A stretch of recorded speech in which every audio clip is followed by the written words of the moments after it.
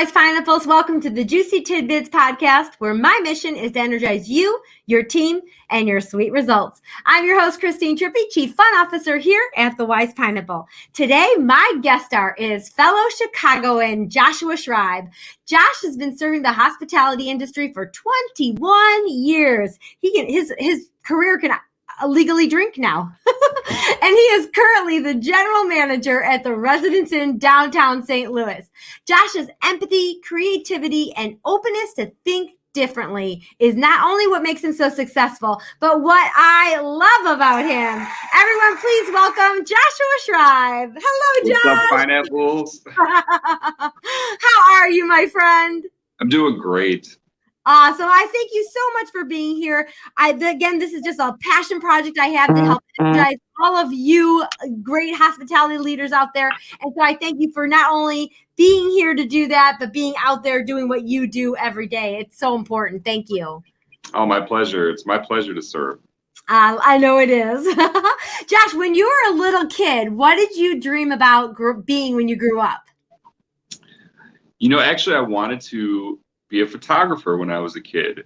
Really? Yeah. What got that curiosity going for you then?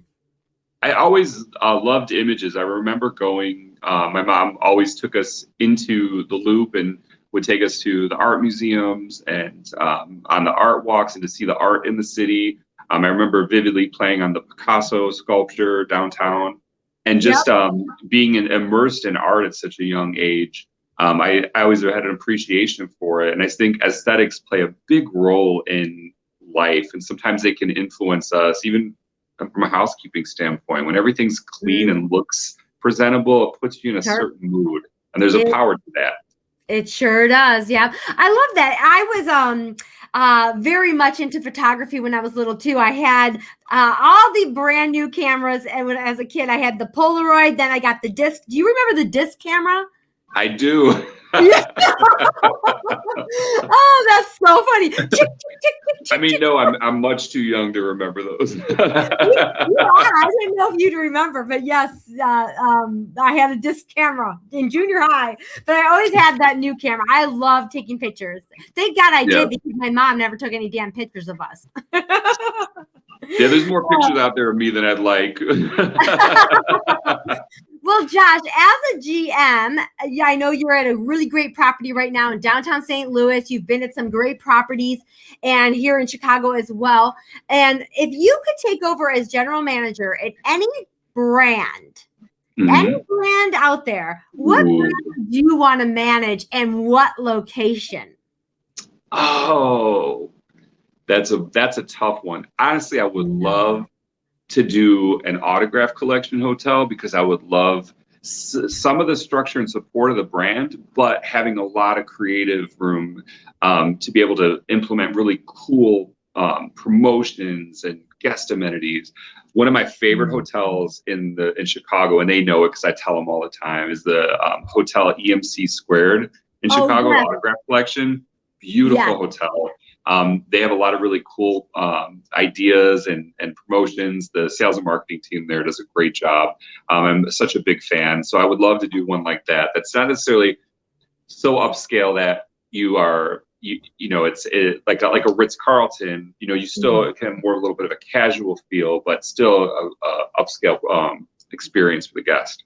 Yeah, I'm on the exact same page as you.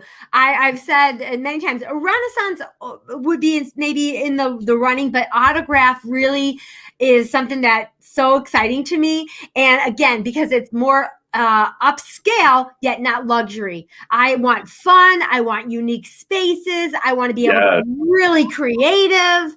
And sometimes you feel in that luxury section that you are kind of stuck into that. Yeah, there's certain things that aren't like for example in St. Louis, like I love to bring local things into the experience. People, that's the joy of travel. Yeah. And when you're able to provide that, and I think an autograph collection really does that. But even in my hotel, like I partner with 2 local restaurants to do some room service, and it's a great experience because I can say, hey, these are 2 local spots here in the city, and talk about those things. Yeah, it's great. Now, what state? Where would you want to be?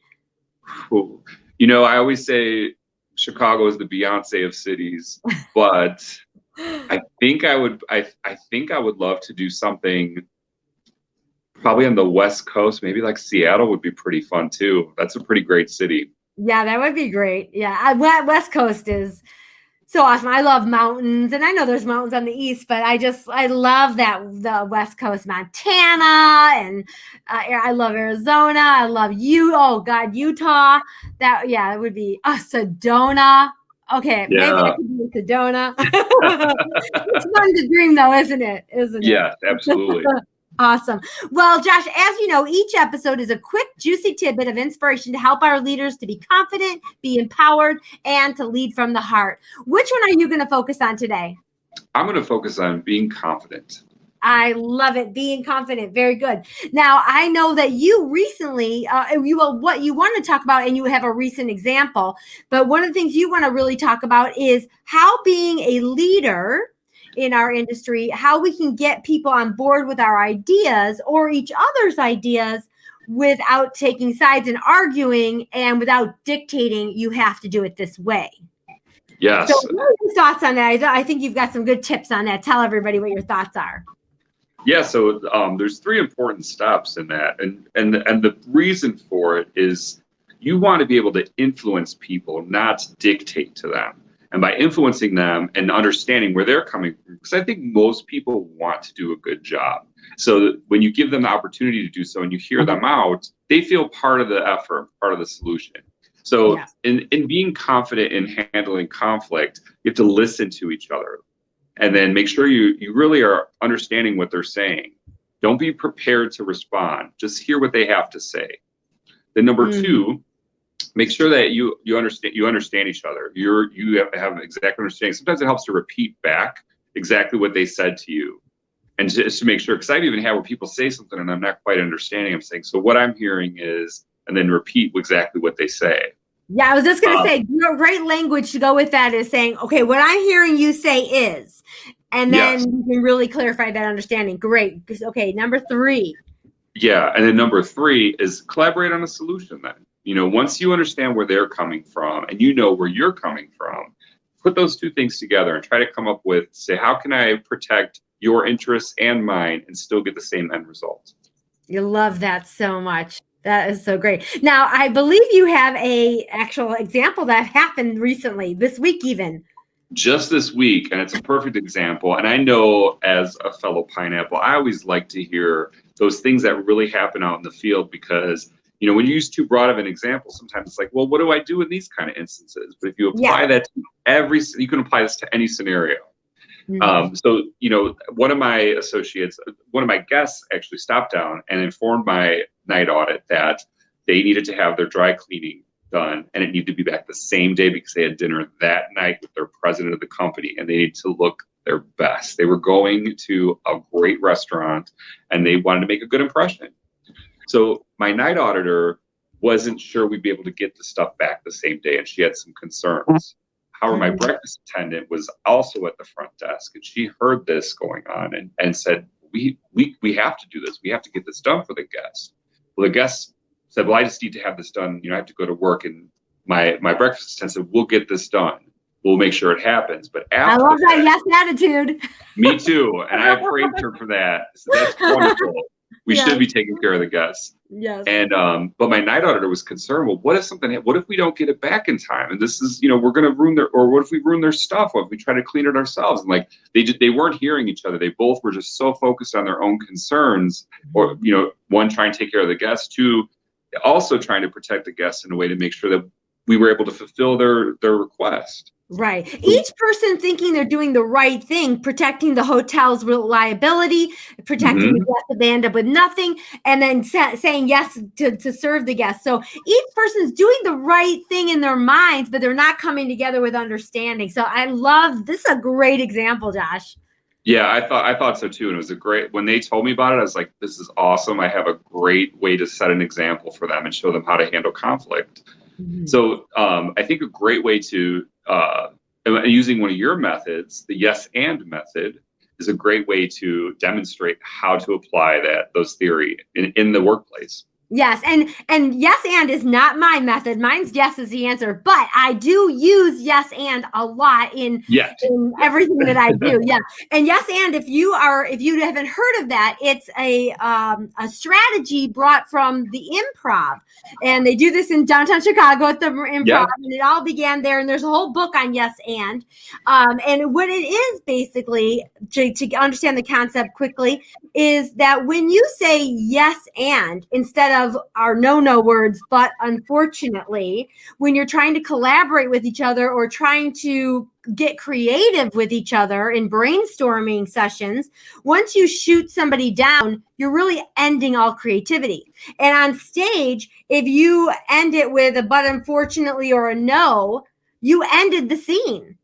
But when you say yes and, you're always contributing to the scene. So think of it like this. The yes is the accepting of the other person's idea. So I'm not shutting you down at all. I'm accepting your thoughts. And oh, your phone's going off, Josh.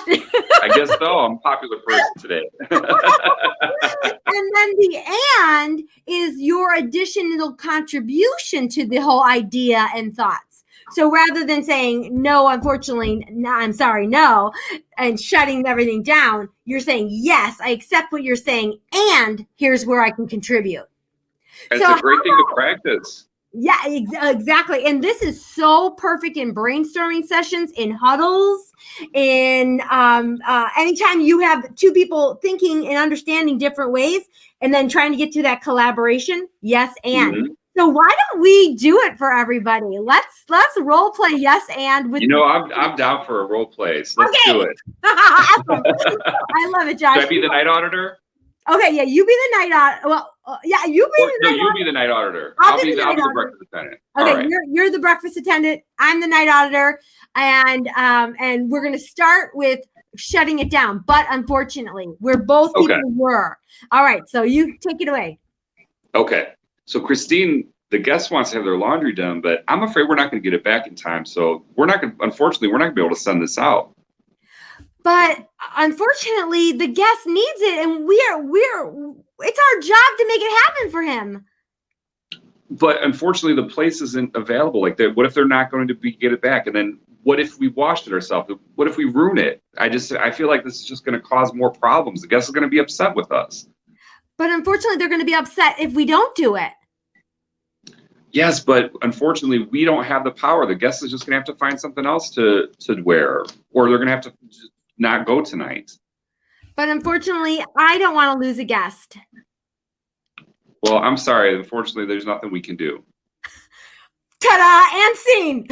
A lot of times it ends that way, realistically. Realistically, this was a role play that absolutely happens in real life when you are shutting it down and not contributing to the content. All right, now let's redo it. You switched me up because I thought you were going to be the breakfast attendant. Okay, but let's go and do it again. And this time we're going to use the yes and. Okay. All right. So the guests dropped off their laundry and they want to get their laundry done. And and we need to, but I'm afraid that if we send it out, it's not going to be back in time. Yes, and if we do, we're really going to make someone's day. Yes, and that would be a great thing because the guests would be extremely happy with us. But and if we can get it done, he'll be thrilled. If it's not available, what else could we do? We can first take a look and call around to all the dry cleaners and see if there's anybody else that can do it in 1 hour. Yes, and that would be okay because we could probably pay out of petty cash if we don't have an account with them. Yes, and if we can't find anybody, we can always try it, and maybe we can, the worst case scenario happens, maybe we can go and buy him a new outfit. Yes, and if we buy him a new outfit, I know that our GM Josh will support us in making sure that we take care of the guest. Yes, because we are empowered. That's right. That's awesome. And do you see how once you start yes-anding and accepting the other person's ideas and feelings and thoughts, and then adding your contribution to it, how you can come together and collaborate? And nobody was told what to do Right. and not happy about the resolution. You guys came together as collaborators. Yes, as a team. Yes, this is a really perfect thing to practice in your huddle. Come up with a scenario and actually play improv and ask the group for a scenario, and then just go round 1, 4 rounds with but unfortunately, and then go round 2, 4 rounds with yes and see how much different the tone, the acceptance, and the solutions become. Yes, and it will be difficult initially because your first instinct is to defend your position. Yes. But you really have to be open to changing that thought process and that behavior. And once you do so, it really opens things up for you. And then you actually build a rapport between people who had conflict. Absolutely. Again, every time you say yes, you're accepting what the other person is saying. Now, that doesn't mean we're going to do exactly what they said. It might even sound like this. This was an example I heard someone use once where their daughter came to them and said, Dad, I really want a cell phone. And she was in junior high or something. And he said, yes. And when you're old enough to pay for it, you absolutely can get a cell phone. So again, it wasn't shutting her down. It wasn't no. It was yes. And here's how you can do it. Absolutely. Yes. So keep that in mind when people are asking for weekends off. Oh, I love you so much, Josh. You're just the best. And it was so, I haven't even said this to you yet, but so unbelievably wonderful getting to finally meet you in person at Kyle Allison's and Greg's documentary launch, the premiere of his documentary, Follow Me and I'll Be Behind You. It was, and you're so tall. That's what everyone said to me. I've only seen you in a Zoom window, so it was just something like, I hear I'm 5'2", and I'm like, whoa. I'm not even the tallest in my family. That's the funny part. Oh, that's awesome. I love it. Well, yeah, it was just such an honor to meet you in person. I loved it. So, same. There were a lot of really great people there. Oh, there really was. It was, I felt like a celebrity, not because of me. I just felt like I was in a room of celebrities. It was like the Oscars for hospitality. It was Exactly. so fun. Yeah, it was really fun. Well, as you know, Josh, I am the director of fun and the chief fun officer here at the Wise Pineapple. So I always make room for a little bit of fun. So I've got my fun rapid round for you. You ready? You want to do my rapid round? I'm ready. Okay. Let's do it. Here is my rapid round. All right. Friends or Seinfeld? Living single. Is that a different show? I don't even know that yeah. show. Oh, okay. All right, I'll take it. Okay. Coke or Pepsi? Iced tea. Can I be difficult? All right, that's the last time you're getting a third. Okay, I promise. I'll pick one or the other. All right, beach or mountains? Beach. Beach, okay. I would be mountains. Sunrise or sunset? Sunset. Yes, nice. Eggs or pancakes? Pancakes. Oh, yes. Chips or ice cream? Ice cream. Ice cream. Cardio or weights? Weights. Music or podcast? Music. Nice. Bike or hike? Bike. Bike. Oh, okay. Bike okay. With music. Nice. All right. And if you were to write a book about your life, and now you only get a split second to think about this, what would you call it? Oh, I already got this planned out. Okay. My mom used to say this since we were kids, so it's a memoir of my childhood. What the hell's the matter with you? Awesome. Mine has a swear word in it too. Does it? Oh, what's yours? Okay. Should I say the full swear word? Should we get salty? I think people would love it if you did, Christina. Okay, the Wise Pineapple's going to get saucy here. So if you are, I love it. And there's kids around, please mute me. Yeah. My book title is Life is Short, Eat the Fucking Cupcake. Do you see pineapples? I bring out the worst in Christine trivia. I love it. Yeah, I'm getting saucy this week on the Wise Pineapple here. I love it. I'm a bad influence. Not at all. Not at all. Now, Josh, you know that huddle is my favorite thing to talk about. I think it's the most important thing we do every day. And I know you're a real huddle advocate. And for me, I think it's equally as important to end every huddle with great energy.